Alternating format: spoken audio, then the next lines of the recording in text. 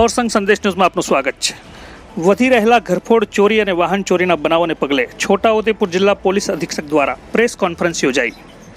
છોટાઉદેપુર પંથકમાં હાલમાં ઘરફોડ ચોરી, વાહન ચોરી તેમજ લૂંટના બનાવો બની રહ્યા છે, જેથી છોટાઉદેપુર જિલ્લા પોલીસ અધિક્ષક આઈજી શેખે પ્રેસ કોન્ફરન્સ યોજી પ્રજાને સંદેશ આપ્યો હતો। તેમણે જણાવ્યું હતું કે પ્રજાએ ડરવાની કે ગભરાવાની જરૂર નથી।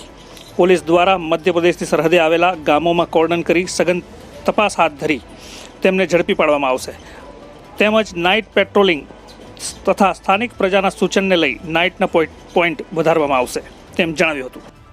આજે આપ પત્રકાર મિત્રોને બોલાવવાનું કારણ એ છે કે છેલ્લા 7 થી 8 દિવસથી છોટાઉદેપુર જિલ્લામાં અમારી સામે કેટલીક રજૂઆતો આવી છે કે રાતના સમયમાં ઘરફોડ ચોરી કે વાહન ચોરીના બનાવો ખૂબ વધી રહ્યા છે।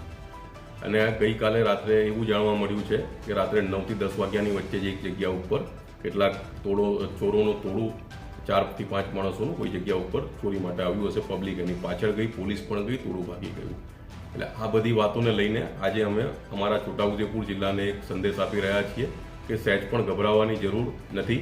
અમે મધ્યપ્રદેશની બોર્ડર ઉપર એકદમ સ્ટ્રિક્ટ રીતે કોર્ડન કરવાનું ચાલુ કર્યું છે અને તમારા વિસ્તારમાં તમારા થાણા અધિકારીઓ લોકલ આગેવાનોને મળીને આજે મીટિંગ કરશે। તમારા લોકો તરફથી ફીડબેક લઈને જે જગ્યા ઉપર અમારા નાઇટના જે પોઈન્ટ છે એ વધારવામાં આવશે અને આ જે કૃત્યો કરી રહેલા લોકો છે એને ટૂંક સમયમાં ખૂબ ઝડપથી ઝડપી પાડવામાં આવશે અને એમની સામે સ્ટ્રોંગ કાયદાકીય કાર્યવાહી કરવામાં આવશે।